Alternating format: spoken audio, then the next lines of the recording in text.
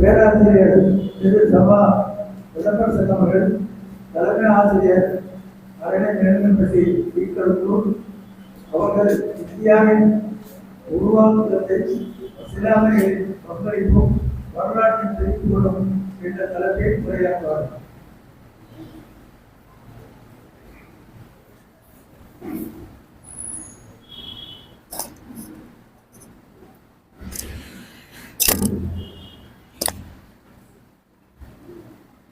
India இந்த உலகத்திலேயே சிறப்பான நாடு.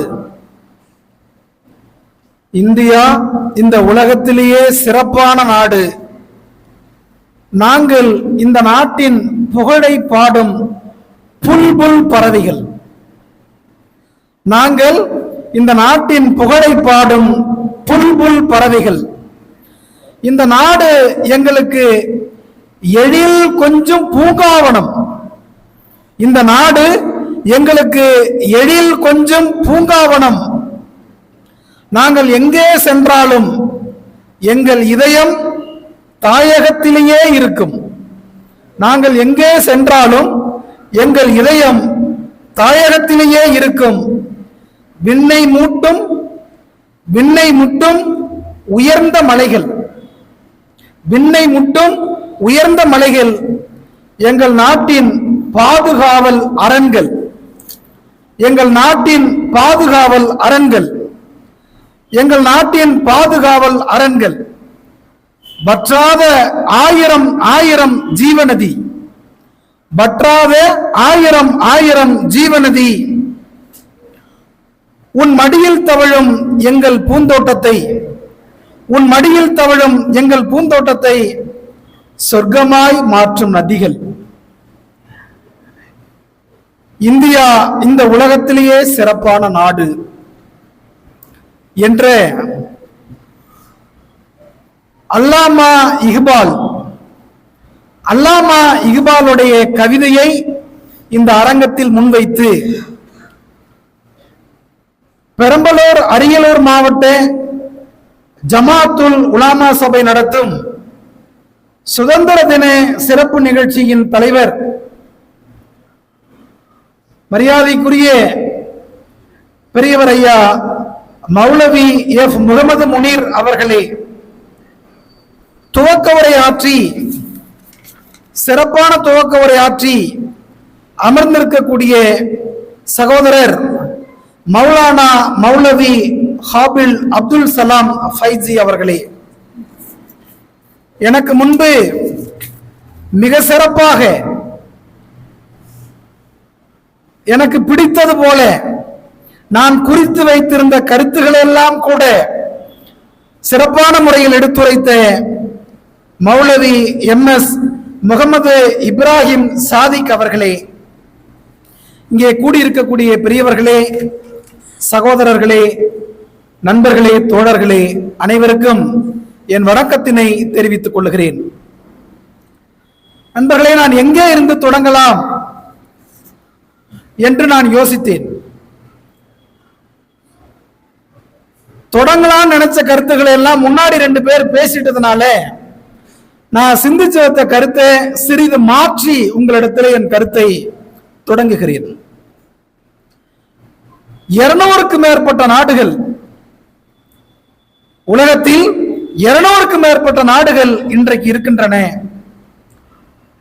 இந்த நாடுகளில் பெரும்பாலான நாடுகளை இங்கிலாந்து, பிரிட்டிஷ்காரர்கள் தங்களுடைய ஆட்சி அதிகாரத்தால் தங்களுடைய காலனி ஆதிக்கத்தில் வைத்திருந்தார்கள். எல்லா நாடுகளுமே தங்களுக்கு சுதந்திரம் வேண்டும் என்று போராடினார்கள். இந்தியாவும் போராடியது. ஆனால் வேறுபாடு என்னவென்றால், பாமரர்கள், படிக்காதவர்கள், அப்பாவி மக்கள், அடுத்த வேளை உணவுக்கே வழியில்லாதவர்கள் பாகுபாட்டை எல்லாம் கடந்து எந்த பாகுபாடா இருந்தாலும் அதை தகர்த்தெறிந்து விட்டு ரோட்டில் நின்று போராடி விடுதலை பெற்ற வரலாறு உலகத்திலேயே எந்த நாட்டுக்கு பொருந்துகிறது என்றால் இந்தியா என்கிற நாட்டுக்குத்தான் பொருந்துகிறது என்று ஆய்வாளர்கள் குறிப்பிடுகிறார்கள். மற்ற நாடுகளிலும் போராடி இருக்கிறார்கள். ஏன் அப்படி சொல்லவில்லை? அங்க போராடியவர்கள் எல்லாம் மெத்த படித்தவர்களாக இருக்கிறார்கள், பாகுபாடு அற்றவர்களாக இருக்கிறார்கள். இங்கே பாகுபாடு இருந்தாலும் கூட பாகுபாட்டை களைந்து தெருவிலே நின்று போராடி விடுதலை வேண்டும், சுதந்திரம் வேண்டும் என்று போராடி இருக்கிறார்கள். இரண்டாவது, உலகத்திலே மிக சிறப்பான நாடு இந்திய நாடு. நான் சொல்லவில்லை, அல்லாமா இக்பால் சொல்லுகிறார். அல்லாமா இக்பால் அவர் சொல்லுகிறார், பெரிய கவிஞன், மிகப்பெரிய கவிஞன். இப்போ இந்த உலகத்தில் அல்லாமா இக்பால் சொல்லுகிறார், அவருடைய பார்வையில் நான் பார்க்கிறேன் எப்படி என்றால், எல்லா நாடுகளுமே உலகத்தில் ஒரே ஒரு முறைதான் தன்னுடைய தேசிய விழாவை கொண்டாடுகிறது. ஒரே ஒரு முறைதான் எல்லா நாடுகளுமே தன்னுடைய தேசிய விழாவை கொண்டாடுகிறது. ஆனால் இந்தியா மட்டும்தான் தன்னுடைய தேசிய விழாவை 2 முறை கொண்டாடுகிறது. ஒன்று சுதந்திர தினம், இரண்டாவது குடியரசு தினம் என்று கொண்டாடுகிறோம். இப்படித்தான் நான் இந்த தேசத்தினுடைய கட்டமைப்பை புரிந்து கொள்ளுகிறேன். சகோதரர்களே, எனக்கு கொடுக்கப்பட்ட தலைப்பு இந்தியாவின் உருவாக்கத்தில் இஸ்லாமியர்களின் பங்களிப்பும் வரலாற்று திரிபுகளும் என்பதுதான் எனக்கு கொடுக்கப்பட்ட தலைப்பு. இந்திய வரலாறை நீங்கள் படித்தீர்கள் என்றால், அல்லது படித்தவர்களிடத்தில் கேட்டோம் என்றால், இந்திய வரலாறு எங்கே இருந்து தொடங்குகிறது?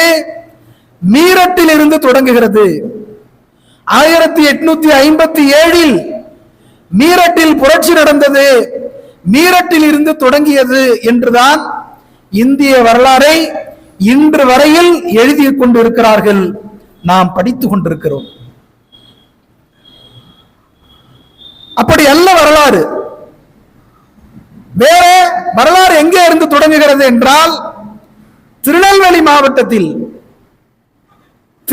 மாவட்டத்தில் நெற்கட்டான் செவல் என்கிற ஊரில் இருந்துதான் வரலாறு எழுதப்பட்டிருக்க வேண்டும். நெற்கட்டான் செவல் கிராமம், அல்லா தெரு என்ற ஒரு தெரு இன்றும் இருக்கிறது. போய் வந்தவர்களுக்கு தெரியும். நெற்கட்டான் செவலில் இருந்து கிழக்கிந்திய கம்பெனியை எதிர்த்து ஒரு மாவீரன் யார் என்றால் பூலித்தேவன். பூலித்தேவனுக்கு தளபதியாக இருந்தவர்கள் முகமது மெலானிக்கு தான் பூலித்தேவனின் படை தளபதி. முகமது மெலானிக்காக தன்னுடைய வீட்டில் அருகாமையில் ஒரு புதிய வீட்டை கட்டி கொடுத்தவன் பூலித்தேவன். முகமது மெலானிக்காக பள்ளிவாசலை கொடுத்து வழிபாடு செய்ய சொன்னவன் பூலித்தேவன். முகமது மெலானிக், பர்கத்துல்லா, கட்டாக் இவர்கள் எல்லாம் பூலித்தேவனுடைய படைகளில் மிகப்பெரிய தளபதிகள், உண்மையான தளபதிகள். வரலாறு இப்படி பதிவு செய்கிறது. வீரன் வீரனோடு தானே சேர்வான்.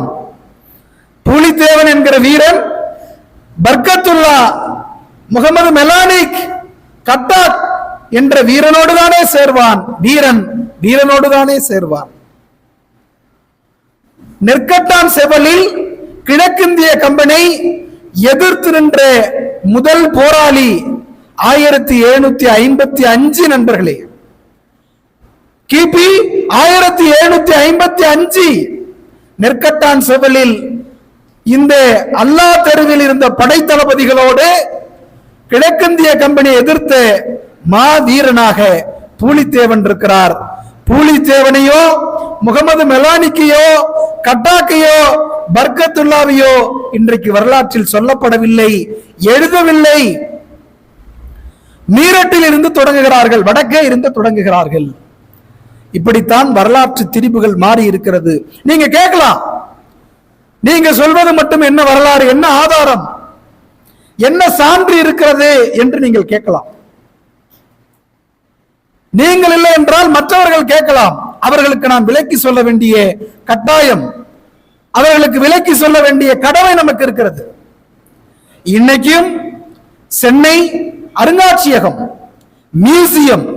மியூசியத்தில் இந்த வரலாற்றினை மிக தெளிவாக ஆதாரத்தோடு பிரிட்டிஷ்காரர்களே வைத்திருக்கிறார்கள். அவன் சரின்னா சரின்னு வச்சிருக்கிறான். ஆமா, நான் அவர் அன்னைக்கு அடிச்சேன் கொன்னேன்னு எழுதி வச்சிருக்கிறான். ஆமா, அன்னைக்கு அவர் செஞ்சது தப்பு என்று உண்மை வரலாற்றினை பதிவு செய்து வைத்திருக்கிறான் பிரிட்டிஷ்காரன். சென்னை அருங்காட்சியகத்தில் இந்த தகவல் இருக்கின்றன. இப்படித்தான் நாம் வரலாற்றினை விளக்கி மக்களுக்கு சொல்ல வேண்டும். ஆக நெற்கட்டான் செவல் என்கிற செய்தியே இங்கே சொல்லப்படவில்லை. நெற்கட்டான் செவலுக்கு பிறகு வேலூர் புரட்சி இருக்கிறது, சொல்லப்படவில்லை. வேலூர் புரட்சிக்கு பின்னாடிதான் நெற்கட்டான் செவல் 1755, மீரட் 1857, ஏறக்குறைய 98 ஆண்டுகளுக்கு முன்பே இந்திய மண்ணில் பூலித்தேவன் படையில் மிகப்பெரிய தளபதிகளாக இஸ்லாமிய சகோதரர்கள் இருந்து இந்த தேசத்தினுடைய விடுதலைக்காக போராடி இருக்கிறார்கள் என்பதை நாம் புரிந்து கொள்ள வேண்டும், தெரிந்து கொள்ள வேண்டும். நிலாவுக்கு சென்றவர் நீல் ஆம்ஸ்ட்ராங், நமக்கு எல்லாருக்கும் தெரியும். நிலாவுக்கு சென்றவர் நீல் ஆம்ஸ்ட்ராங், நமக்கு எல்லாருக்கும் தெரியும். நீல் ஆம்ஸ்ட்ராங் நிலாவுக்கு போயிட்டு பூமிக்கு திரும்பிட்டார். இந்தியாவுக்கு வரக்கூடிய சூழல், இந்தியாவில் வந்து அன்னைக்கு இந்திய பிரதமரா ஜவஹர்லால் நேரு இருக்கிறார். ஜவஹர்லால் நேருவை பார்த்து நீல் ஆம்ஸ்ட்ராங் பேசுகிறார்கள், கைகுலுக்கி பேசுகிறார்கள். அப்ப நீல் ஆம்ஸ்ட்ராங் கிட்ட நேரு கேட்டாரு, இந்திய பிரதமர் கேட்கிறாரு, ஆம்ஸ்ட்ராங் அவர்களே, நிலாவுக்கு போனீங்க, அங்கிருந்து உலகத்தை பார்த்தீங்க, இந்தியாவையும் பார்த்திருப்பீங்க, இந்தியா உங்களுக்கு எப்படி தெரிந்தது? கேட்டது பிரதம மந்திரி நேரு. யாருகிட்ட? நிலாவில் போய் காலடி வச்சு பூமிக்கு திரும்பின ஆம்ஸ்ட்ராங் கிட்ட கேட்கிறாரு. ஆம்ஸ்ட்ராங் சொன்னாரு, இந்திய பிரதமர் அவர்களே, நிலாவில் போய் நான் காலடி எடுத்து வச்சு பார்த்தேன், உலகத்தையே பார்த்தேன், இந்தியாவையும் பார்த்தேன். இந்தியா எப்படி தெரியுமா இருந்தது? இந்த உலகம் ஒரு பெரிய மனிதராக, அந்த பெரிய மனிதனுக்கு இதயமாகவும் நாடி நரம்பாகவும் இந்தியா இருந்தது என்று நான் பார்த்தேன் என்று ஆம்ஸ்ட்ராங் நேருவிடம் சொன்னார். இப்போ ஆம்ஸ்ட்ராங்குடைய வரலாறு நாம் படித்தோம் என்றால், ஆம்ஸ்ட்ராங் அல்லாமா இக்பாலுடைய கவிதை வரியை படித்திருக்கிறார். அல்லாமா இக்பால் என்ன சொல்லுகிறார்? எங்கு சென்றாலும் எங்கள் இதயம் இந்த தாயகத்தில் தான் இருக்கும். உலகத்தில் மிகச்சிறந்த நாடு இந்தியா. இது ஒரு எழில் கொஞ்சம் பூங்காவனம் இந்தியா. அல்லாமா இக்பால் சொல்லுகிறார். அல்லாமா இக்பாலுடைய கவிதையை படித்து உள்வாங்கிய ஆம்ஸ்ட்ராங், இந்த உலகத்திற்கே இதயமாக இந்தியா இருந்தது, இந்தியா இருக்கின்றது, நாடி நரம்புகளாக இந்தியா இருக்கின்றது ஆம்ஸ்ட்ராங் சொன்னார். நண்பர்களே, இப்படி ஆம்ஸ்ட்ராங் அல்லாமா இக்பாலை படித்திருக்கிறார். ஆனால் அல்லாமா இக்பாலுடைய புகழ், அவர் எழுதிய கவிதை, அவருடைய தேசப்பற்று இங்க இருக்கக்கூடிய சாமானிய மக்கள் வரை சென்று சேராததுதான் நமக்கு இருக்கக்கூடிய வருத்தம். ஆம்ஸ்ட்ராங்கிடம் சேர்ந்து விட்டது, இங்க இருக்கக்கூடிய சாமானியர்களிடம் சேரவில்லை. இப்படி இந்தியாவை பற்றிய ஒரு புரிதல் ஆம்ஸ்ட்ராங்க்கு அல்லாமா இக்பால் மூலமாக சென்று இருக்கிறது. இங்கே பேசுகின்ற பொழுது திப்பு சுல்தானை மேலோட்டமாக குறிப்பிட்டார்கள். திப்பு சுல்தானை மேலோட்டமாக குறிப்பிட்டார்கள். எல்லோரும் மிக முழுமையாக படிக்க வேண்டிய ஒரு பெரிய ஆளுமை, மகத்தான தலைவன் திப்பு சுல்தான். திப்பு சுல்தானுக்கு பிரிட்டிஷ் கவர்மெண்ட் உளவுத்துறை ஆபீசர் திப்பு சுல்தானை பார்த்து இப்படி ஒரு நோட் போடுறான். என்ன நோட்டு போடுறான்? இங்கிலாந்துக்கு நோட்ஸ் எழுதுறான், குறிப்பு எழுதுறான். எப்படி எழுதுறான்? எழுதுறவன் யாருன்னு கேட்டீங்கன்னா மார்க் வெல்லசி. மார்க் வெல்லசிங்கிற உளவுத்துறை அதிகாரி நோட்டு போடுறான். எப்படின்னா, திப்பு சுல்தானை பின்பற்றாமல் இந்தியர்கள் இருப்பது பிரிட்டிஷ்காரர்களுக்கு நன்மை பயக்குகிறது. நல்லா தெரிஞ்சுக்கங்க. திப்பு சுல்தானை பின்பற்றாமல் இந்திய மன்னர்கள், இந்திய மக்கள் இருப்பது பிரிட்டிஷ்காரர்களுக்கு நல்லது. ஒருவேளை பின்பற்றினால் உடனடியாக புரட்சி நடக்கும். புரட்சி நடந்தால் கிழக்கிந்திய கம்பெனி, பிரிட்டிஷ்காரர்கள் தோற்கடிக்கப்படுவார்கள், ஆட்சி வீழ்த்தப்படும். எனவே திப்பு சுல்தான் தான் நம்மளுடைய முதல் அபாயம், ஃபர்ஸ்ட் டேஞ்சர் பர்சன். இந்தியாவில் யாருன்னா திப்பு சுல்தான் என்று பிரிட்டிஷ்காரர்கள், பிரிட்டிஷ் கவர்மெண்ட்டுக்கு நோட் போட்டான். லண்டன் பத்திரிகை எழுதுது, இந்தியாவின் முதல் அபாயம், ஆங்கிலேய ஆட்சிக்கு இந்தியாவின் முதல் அபாயம் யார் என்றால் திப்பு சுல்தான் தான் என்று எழுதியது. திப்பு சுல்தான் செய்த வேலை என்ன? திப்பு சுல்தானுடைய ஆட்சி நிர்வாகம் என்ன? இன்னைக்கு திப்பு சுல்தானுடைய பாடமே என்சிஆர்டில் எடுத்துட்டான். திப்பு சுல்தானுடைய பாடம் என்சிஆர்டில் மட்டும் இல்ல, ஸ்டேட் கவர்மெண்ட்லயே வைக்கிறதுக்கு யோசிக்கிறான். அந்த அளவிற்கு திப்பு சுல்தானை விழுங்கி கொண்டிருக்கிறது ஒரு சித்தாந்தம். பெரியவர்களே, திப்பு சுல்தானை நீங்கள் முழுமையாக தெரிந்திருந்தாலும் கூட நேரம் கருதி மிக சுருக்கமான சில கருத்துக்களை உங்களிடத்திலே நான் பகிர்ந்து கொள்கிறேன். இன்னைக்கு நம்ம பேசுறோம் சுதந்திரம், சமத்துவம், சகோதரத்துவம். இங்க முன்னாடி பேசினவரும் குறிப்பிட்டார்.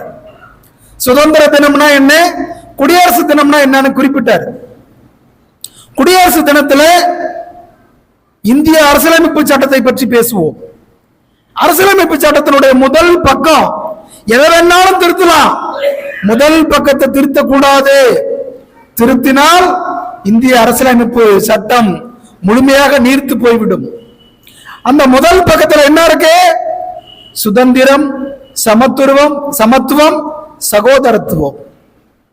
இதை இன்றைய வரலாற்று ஆய்வாளர்கள் குறிப்பிடுகிறார்கள். யாருடைய ஆட்சியில் முழுமையாக சுதந்திரம், சமத்துவம், சகோதரத்துவம் கடைபிடிக்கப்பட்டது என்றால், மக்களுக்கான ஆட்சியை கொடுத்தவன் யாராக இருக்கிறான் என்றால் மன்னராட்சி காலத்தில் திப்பு சுல்தானாக இருக்கிறான். வரலாற்று அறிஞர்கள் பதிவு செய்கிறார்கள். 32 வயது திப்பு சுல்தான் இந்தியாவை ஆண்ட ஆங்கிலேயர்களுக்கு பெரிய சிம்ம சொப்பனமாக இருந்த திப்பு சுல்தானுக்கு வயது 32. 32 வயது இருக்கக்கூடிய ஒரு மனிதனை பார்த்து பீரங்கி படை, பெரிய குதிரைப்படை, பெரிய பெரிய துப்பாக்கிகள் எல்லாம் வைத்திருக்கக்கூடிய ராணுவமே பயந்தது என்றால் திப்பு சுல்தானுடைய வீரம், திப்பு சுல்தானுடைய தேச பக்தி எப்படியாக இருந்திருக்கும் என்பதை கற்பனை செய்து பாருங்கள். ஒன்னு சொல்லட்டுங்களா? இன்னைக்கு அமெரிக்கா கிட்ட தான் பெரிய பெரிய நாடுகள் எல்லாம் உதவி கேட்கும். அமெரிக்கா ராணுவத்தில் மிகப்பெரிய வலிமை பொருந்திய ஒரு நாடு, மிகப்பெரிய வலிமை, பொருளாதாரத்தில் பெரிய வலிமையான ஒரு நாடு அமெரிக்கா. 2 நாட்டுக்கு சண்டைன்னா அமெரிக்கா உடனடியா ஆயுதத்தை விற்பனை பண்ணுவான், துப்பாக்கி விற்பனை பண்ணுவான், ராணுவ தளவாடங்களை விற்பனை பண்ணுவான். 2 நாட்டுக்கு சண்டை முடிஞ்சு அமைதி ஏற்பட்டா காயத்துக்கு மருந்து விற்பனை பண்ணுவான். இதுதான் அமெரிக்கா செய்யும். இப்படிப்பட்ட அமெரிக்காவே ராணுவ தளவாடங்களில் வலிமையான ஒரு அமெரிக்கா,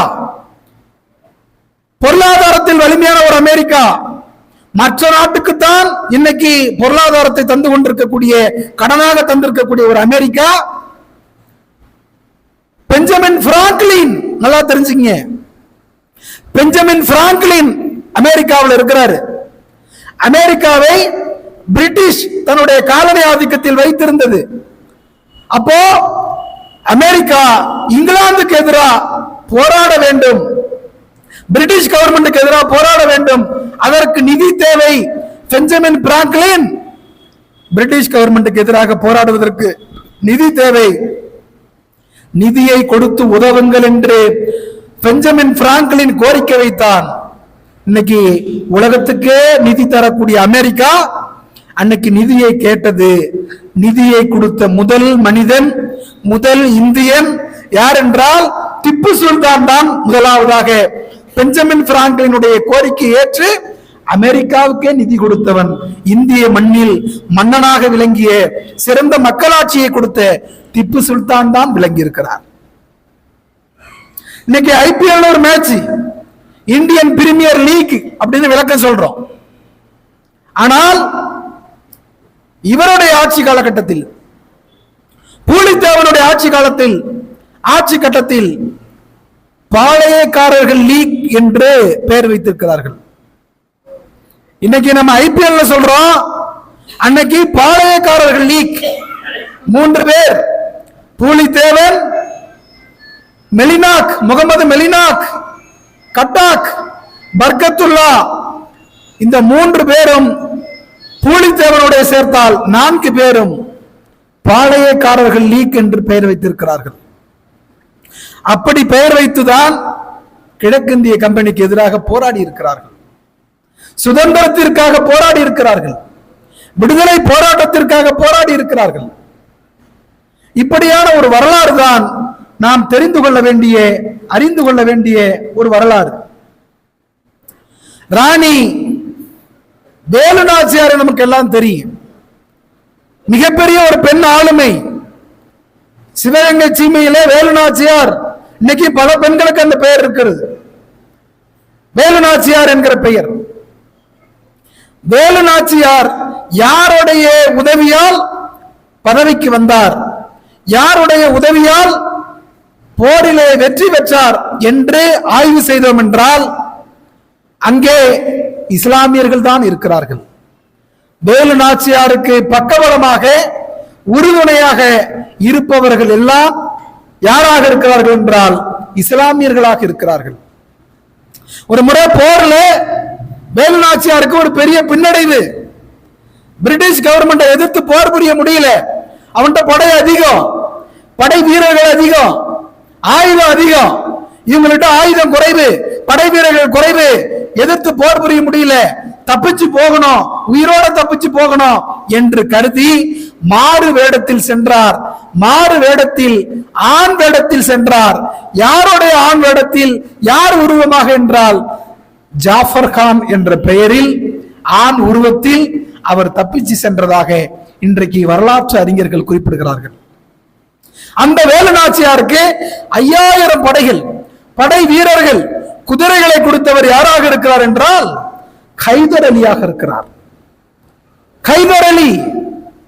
வேலு நாச்சியார் இன்னைக்கு பெரிய அளவில் பேசுகிறோம். ஆனால் வேலு நாச்சியாருக்கு படை உதவி கொடுத்தவன், படை வீரர்களை கொடுத்தவன் ஹைதர் அலியை பற்றி இங்கே பேசுவதில்லை. ஹைதர் அலியை பற்றி இங்கே தகவல்கள் பரப்பப்படுவதில்லை. ஹைதர் அலி திப்பு சுல்தானுக்கு முன்னாடி, திப்பு சுல்தானுக்கு முன்னாடி, திப்பு சுல்தானுக்கு தந்தை ஹைதர் அலி. ஹைதர் அலி 5000 குதிரை படையை நான் உங்களுக்கு தருகிறேன். கடிதம் இந்த அம்மா எழுதுறாங்க. நாங்கள் கிழக்கிந்திய கம்பெனியை எதிர்த்து போரிட வேண்டும் என்றால் எங்களுக்கு படைகள் தேவை, படை வீரர்கள் தேவை, குதிரைகள் தேவை, நீங்கள் கொடுத்து உதவ வேண்டும் என்று கடிதம் எழுதுபவர் வேலு நாச்சியார். யாருக்கு எழுதினாங்கன்னா ஹைதர் அலிக்கு எழுதினாங்க. ஹைதர் அலி படை வீரர்களை உருவாக்கி தருவதற்கு எடுத்துக்கொண்ட காலம் 7 ஆண்டு நண்பர்களே. 7 ஆண்டு வரைக்கும் ஹைதர் அலியினுடைய உதவிக்காக வேலு நாச்சியார் காத்துக்கொண்டே இருந்தார். 7 ஆண்டு காத்துக்கொண்டே இருந்தார். தலைமறைவா வேற இருக்கணும், ஆட்சி அதிகாரம் இல்ல, தலைமறைவா வேற இருக்கணும், இல்லைன்னா அவன் கழுத்தறுத்துருவான். 7 ஆண்டு கழித்து 5000 குதிரைகளோடு, படை வீரர்களோடு படையில் திப்பு சுல்தானும் வருகிறார் என்கிற செய்தி வேலு நாச்சியாருக்கு கிடைக்கப்பட்ட பொழுது அப்படி முகம் மலர்கிறது, முகம் மலர்ச்சி பெறுகிறது, புன்முறுவல் பூக்கிறார். ஏனெனில் திப்பு சுல்தான் 500 குதிரைகள், படை வீரர்களோடு நிச்சயம் இந்த முறை நான் ஆங்கில கிழக்கிந்திய கம்பெனியை வெற்றி பெறுவேன் என்று சூளுரைத்து விட்டு 500 படை வீரர்களுடைய களத்தில் நின்றார். 500 படை வீரர்களுடைய களத்தில் நின்றார். விளைவு எதிரி தோற்றான், வேலு நாச்சியார் வெற்றி பெற்றார். வேலு நாச்சியாருடைய வெற்றிக்கு மற்றொரு நாணயமாக, ஒரு நாணயத்தினுடைய இரண்டு பக்கங்கள் என்றால், ஒரு பக்கம் வேலு நாச்சியார் என்றால் இன்னொரு பக்கம் ஹைதர் அலியாக இருக்கிறார். ஹைதர் அலியுடைய படையில இருந்த திப்பு சுல்தான், இவர்களெல்லாம் காரணமாகத்தான் வேலு நாச்சியாருடைய ஆட்சி சிவகங்கை பகுதியிலே, ராமநாதபுரம் பகுதியிலே உருவாக்கப்பட்டது. அந்த ஆட்சி உருவாக்குவதற்கு யார் காரணமாக இருந்தார்? இஸ்லாமியர்கள் காரணமாக இருந்திருக்கிறார்கள். இன்னைக்கு பள்ளி பாட புத்தகத்தில் வேலு நாச்சியாரை குறிப்பிடுகிறார்கள். ஹைதர் அலியை பற்றி, திப்பு சுல்தானை பற்றி ஆழமாக விரிவாக வரலாறுகள் கொடுக்கப்படுவது இல்லை. அல்லாஹ் தெரு முன்னாடியே சொன்னோம், நெற்கட்டான் செவலில் அல்லாஹ் தெருவில் இருந்து முகமது மெலினாக் அவருடைய செய்தி இன்னைக்கு மறைக்கப்பட்டிருக்கிறது. முகமது மெலினாக் எப்படிப்பட்டவன் தெரியுங்களா? முகமது மெலினாக் எப்படிப்பட்டவன்? பூலித்தேவனுக்காக குதிரையில பிரிட்டிஷ் கவர்மெண்டை எதிர்த்து பூலித்தேவனுக்காக படை சண்டை போறான். பூலித்தேவனுடைய படையில சண்டை போட போறான். குதிரையிலே வச்சு முகமது மெலினாக்கை, அவனுடைய முழு உருவத்தையும் துண்டு துண்டாக வெட்டியது பிரிட்டிஷ் கவர்மெண்ட். குதிரையை வெட்டியது. குதிரையில் பாய்ந்து போன வீரன் முகமது மெலினாக்கையும் வெட்டியது. தலை முழுசா கிடையாது, கை கால் உடம்பு எதுவும் முழுசா கிடையாது, துண்டு துண்டாக வெட்டியது. இன்னைக்கு நம்ம ஒரு கோழியை நறுக்கிறோமே, அதே போன்று முகமது மெலினாக்கை நறுக்கியது. கிழக்கிந்திய கம்பெனி நறுக்கினார்கள். வெறும் துண்டு துண்டான உடம்பை வைத்துக் கொண்டு பூலித்தேவன் அழுதான். அன்றைய போரை நிறுத்திட்டான். முகமது மெலினாக் இறந்த பிறகு இனி போர் வேண்டாம், இன்றைய போரை நிறுத்துங்கள் என்று சொல்லிவிட்டு பூலித்தேவன் துண்டு துண்டாக இருந்த உடலை வைத்துக் கொண்டு அழுகிறான். உன்னை போல ஒரு தேசபக்தி கொண்டவனை இனி இந்த மண் சந்திக்காது சொன்னவன் பூலித்தேவன். உன்னை போன்று விசுவாசமானவன், தேசபக்தி கொண்டவனை இனி இந்த மண் சந்திக்காது. உன்னை நான் இழந்து விட்டேன், இப்படி ஒரு தளபதியை இழந்து விட்டேன் என்று கண்ணீர் மல்க அழுதவனாக பூலித்தேவன் இருக்கிறான். முகமது மெலினாக்கனுடைய வரலாறு இப்படிப்பட்ட வரலாறாக இருக்கிறது. இப்படி வரலாறு நெடுகிலும் இஸ்லாமியர்களுடைய பங்களிப்பு அளப்பரியதாக இருக்கிறது. இந்திய சுதந்திரம் என்று எடுத்துக்கொண்டோம் என்றால், ஒரு நாணயத்தில் இரண்டு பக்கம், ஒரு பக்கம் இஸ்லாமியர்களாகத்தான் இருக்கிறார்கள். வரலாறு முழுமையாக பதிவு செய்யப்படவில்லை, திரிபுகளாகவே பதிவு செய்யப்பட்டிருக்கிறது. ஹைதர் அலி நம்ம சொன்ன முன்னாடி, ஹைதர் அலி ஒரு ஓவியம் வரைஞ்சு வச்சிருக்கிறாரு. இன்னைக்கெல்லாம் அப்படி ஒரு ஓவியம் வரைய முடியுமா? ஆட்சியாளர்களை எதிர்த்து மத்திய அரசாங்கத்தை இருக்கக்கூடிய ஆட்சியாளர்களை எதிர்த்து ஒரு ஓவியம் வரைந்து விட முடியுமா என்ற ஒரு கேள்வியை நீங்கள் கேட்டீர்கள் என்றால், ஹைதர் அலி வரைந்த ஓவியத்தினுடைய பெருமை நமக்கு தெரிய வரும். ஹைதர் அலி எப்படிப்பட்ட ஓவியம் தெரியுமா வரைஞ்சி மாட்டி வச்சிருந்தாரு? எப்படிப்பட்ட ஓவியம்? கிழக்கிந்திய கம்பெனி, அந்த கம்பெனியினுடைய அதிகாரி டோமராக் அப்படிங்கிறவனுடைய மூக்க பிடிச்சி உலுக்குவதை போல அவன் படுத்து கிடக்கிறான்.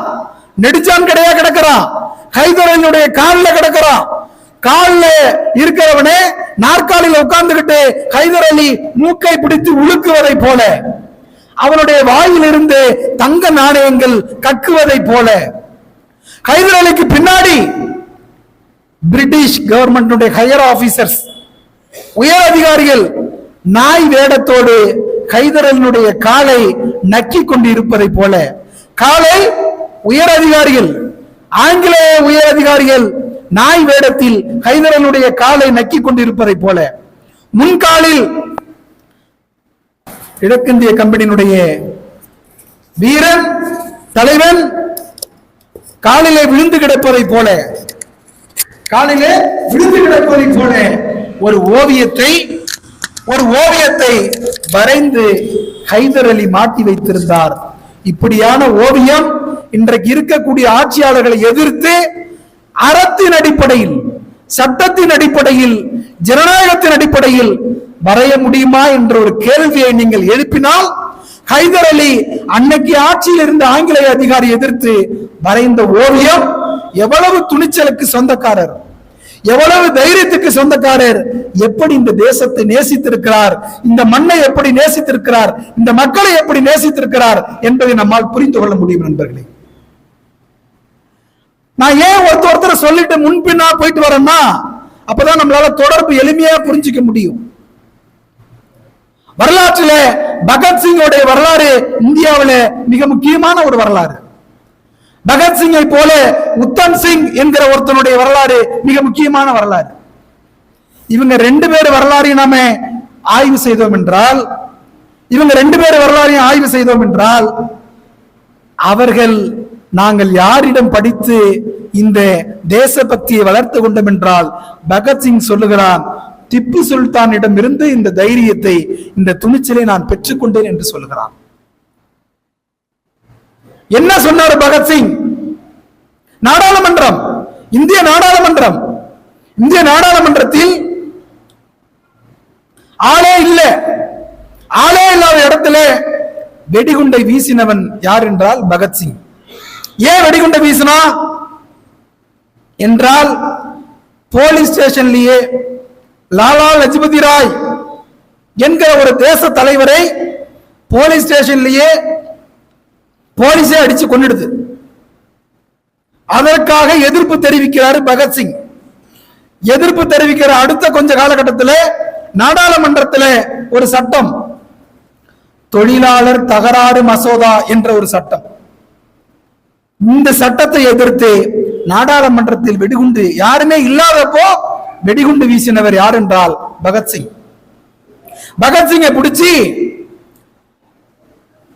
பிரிட்டிஷ் கவர்மெண்டோட ஹையர் ஆபீசர்ஸ் விசாரிக்கிறான், உயர் அதிகாரி விசாரிக்கிறான். உங்க சங்கத்தினுடைய உறுப்பினர்கள் யார்? முதல் கேள்வி. பிரிட்டிஷ் கவர்மெண்டோட பெரிய உயர் அதிகாரி பகத்சிங் கிட்ட கேட்கிறான், உங்களுடைய சங்கத்தினுடைய உறுப்பினர் யார்? பகத்சிங் சொல்லுகிறான், சுயமரியாதை கொண்டவன் எல்லாம் என் சங்கத்தின் உறுப்பினர்கள் சொல்றான். உங்கள் சங்கத்தின் நோக்கம் என்ன? வெள்ளை தோலை விரட்டுவதுதான் எங்கள் சங்கத்தின் நோக்கம். உங்க சங்கத்தின் செயல் திட்டம் என்ன? உங்களுடைய சங்கத்தின் செயல் திட்டம் என்ன? பகத்சிங் கிட்ட அவன் கேட்கிறான். அதுக்கு அவர் சொல்றாரு, வெறும் சோற்று பிண்டங்களாக இருக்கக்கூடிய என் மக்களை சுயமரியாதை கொண்டு அடிமைத்தனத்திலிருந்து விடுபடுவதற்கான வேலையை செய்வதுதான் எங்கள் சங்கத்தின் செயல் திட்டம் என்று பகத்சிங் சொல்லுகிறான். பகத்சிங் மேலும் சொல்லுகிறான், இந்த துணிச்சலை, இந்த செயல் திட்டத்தை நான் யாரிடமிருந்து எடுத்துக்கொண்டேன் என்றால் பகத்சிங் எழுதுகிறான், எழுதி வைத்துக் கொள்ளுங்கள் நண்பர்களே, திப்பு சுல்தானிடமிருந்து நான் இந்த துணிச்சலை எடுத்துக்கொண்டேன். திப்பு சுல்தான் தான் எனக்கு முன்னாடி, விடுதலை போராட்டத்தில் எனக்கு முன்னாடி யார் என்றால் திப்பு சுல்தான். சொல்பவன் பகத்சிங். பகத்சிங் மட்டுமா, உத்தம் சிங் ஒருத்தர் இருக்கிறான். அவன் வரலாறு ரொம்ப பெரிய வரலாறு. ஒரு நிமிடத்துல முடிச்சிடுறேன், கொடுக்கப்பட்ட நேரத்தில் முடிக்கணும். நான் நிறைய தயாரிச்சுக்கிட்டு வந்தேன், ஆனாலும் ஒரு முக்கியமான செய்தியை மட்டும் சொல்லி முடிச்சிடுறோம். உத்தம் சிங் ஜாலியன் வாலாபாக் படுகொலை. இன்னைக்கு எப்படி இவங்க வீட்டெல்லாம் இடிங்க, இவங்களெல்லாம் நிர்வாணப்படுத்துங்கன்னு அவர் பேசினாரு. முன்னாடி பேசியவர் பேசினார் இல்லைங்களா? அப்படி ஜாலியன் வாலாபாக் படுகொலையில பார்க்கிறவெல்லாம் சுட்டு தள்ளு. ஜெனரல் ஓ டயர் உத்தரவு போட்டான். மைக்கேல் ஓ டயர்னு பேர் அவனுக்கு. ஜெனரல் மைக்கேல் ஓ டயர். பார்த்தா சுட்டு தள்ளு. 2 பேர் கூட சேர்ந்துனா சுட்டு தள்ளு. நம்மளை எதிர்த்து பார்த்தானா சுடு. 300க்கு மேற்பட்டவர்களை சுட்டு தள்ளியது பிரிட்டிஷ் கவர்மெண்ட். ஜாலியன் வாலாபாக் படுகொலை எப்படியாவது ஜெனரல் ஓ டயரை, மைக்கேல் ஓ டயரை அழித்தே தீர வேண்டும் என்ற மன உறுதி கொண்டவன் யார் என்றால் உத்தம் சிங். அவனை பின்தொடர்ந்துகிட்டே இருக்கிறான். உத்தம் சிங் யாரை பின்தொடர்றான்? ஜெனரல் ஓ டயரை பின்தொடர்றான். ஜெனரல் ஓ டயர் பெரிய அதிகாரி, பிரிட்டிஷ் கவர்மெண்டோட மிகப்பெரிய அதிகாரி. கிட்ட நெருங்க முடியல, ஆனாலும் பின்தொடர்ந்து கொண்டே இருக்கிறான், கண்காணித்துக் கொண்டே இருக்கிறான். எவ்வளவு ஆண்டுகள்? 21 ஆண்டுகள் கண்காணித்துக் கொண்டிருக்கிறான். 21வது ஆண்டு இங்கிலாந்து சென்று விட்டார். ஜெனரல் மைக்கேல் ஓ டயர் இங்கிலாந்து சென்று விட்டார்.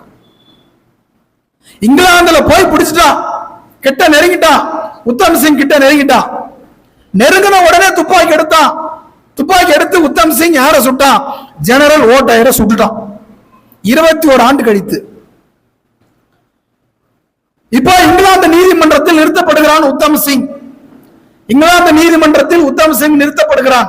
நீதிபதி கேட்கிறாரு, உனக்கு மரண தண்டனை உறுதி, நீ ஏதாவது சொல்ல விரும்புறியா, உனக்கு ஏதாவது கோரிக்கை கேட்க விருப்பமான? நீதிபதி கேட்கிறாரு, நான் இறந்து போய்விட்டால் எனக்கு மரண தண்டனை கொடுக்கிறீர்கள், நான் இறந்து போன பிறகு என் உடலை இந்தியாவிற்கு கொண்டு செல்லாதீர்கள், என் உடலை இந்தியாவிற்கு கொண்டு செல்லாதீர்கள். ஏன்?